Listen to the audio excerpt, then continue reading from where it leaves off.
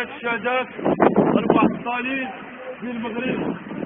تحية المجد والخلود لشهداء الشعب المغربي وعلى رأسهم شهداء الجمعية الوطنية الأربعة. تحية لكل المعتقلين السياسيين القاتلين في السجون الذل والعار للنظام لا وطني لا ديمقراطي لا شعبي، وعلى رأسهم معتقلين الجمعية الوطنية. تحية خاصة للمعتقلين السياسيين المضربين عن الطعام من داخل سجون الذل والعار لكل في الموقع مراكش وموقع ديال الناس وكافة عن المعتقلين السياسيين.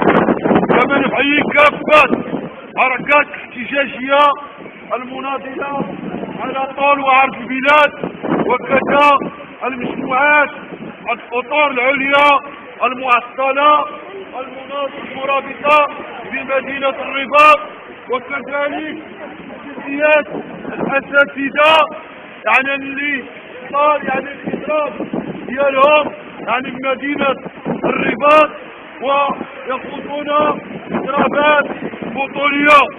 تحية خاصة لرفاقنا فرع المنزل المضربين عن الطعام، عن أنه أمام الصمت الرهيب لكل من يدعي أنه يناضل ويدعم يعني حركات احتجاجية المناضلة ومن ضمنها الجمعية الوطنية.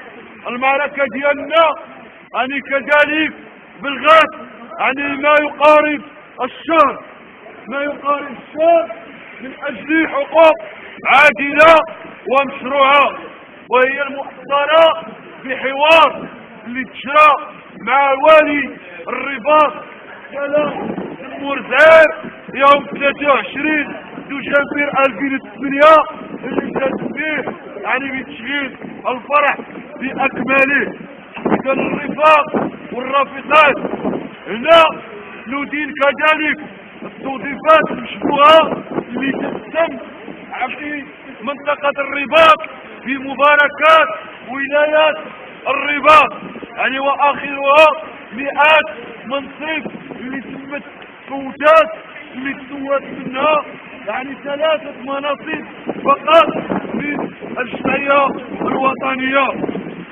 كذلك ندين التوظيفات المشبوهة، وكذلك كما قلنا وأكدنا أمام مجلس المدينة بأن كاينة توظيفات سياسوية يعني أنه وكتجرى في اللحظة اللي كنا أمام مجلس المدينة المعركة قلنا بأن هناك مؤامرات ضد الفرع المحلي، وهي إقصاء من كل عملية ديال التوظيف، وهي بالتالي كتبان بالمنموط المنصب اللي تمت بالتوافقات السياسية من داخل مجلس المدينة. كذلك هناك 200 منصب اللي الآن هناك مؤامرة كذلك من أجل إقصاء فرع الرباط من التوظيف من خلال هذه المناصب هذه. إذن معركتنا هي مشروعة، وكذلك نحن يعني نعازمون المضي في المعركة ديالنا يعني مهما كلفنا ذلك من ثمن.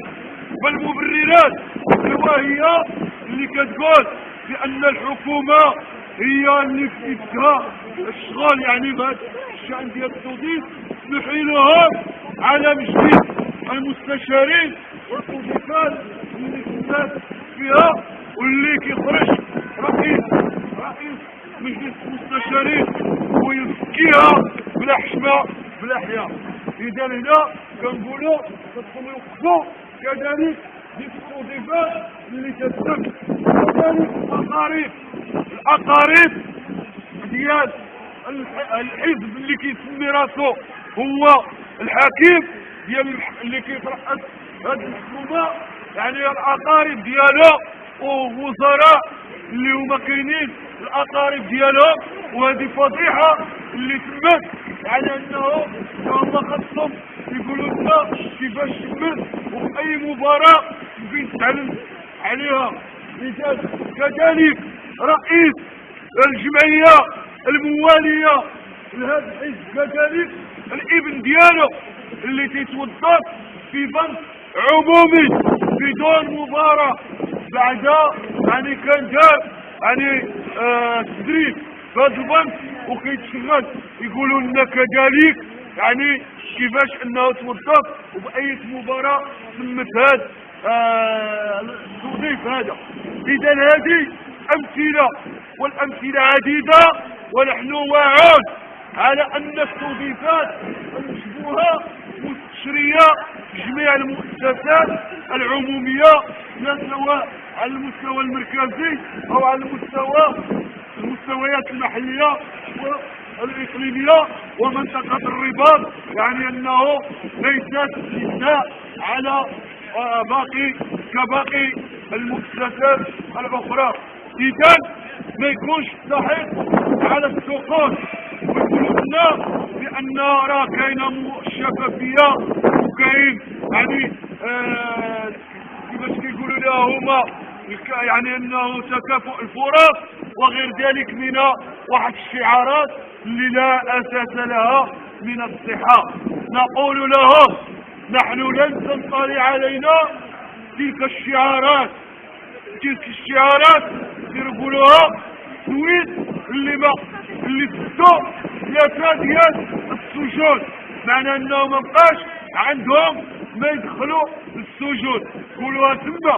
اما هنايا يعني ان نقولوا لنا اللي باقي الاعتقال السياسي والملفات المطبوخه لا زالت مستمره، لا زالت الشهداء ملفات ديال الشهداء يعني طي الكتمان، يعني انه ما يسمى بالانصاف والمصالحه لم تجيب ما يسمى بالمجلس الوطني لحقوق الانسان لن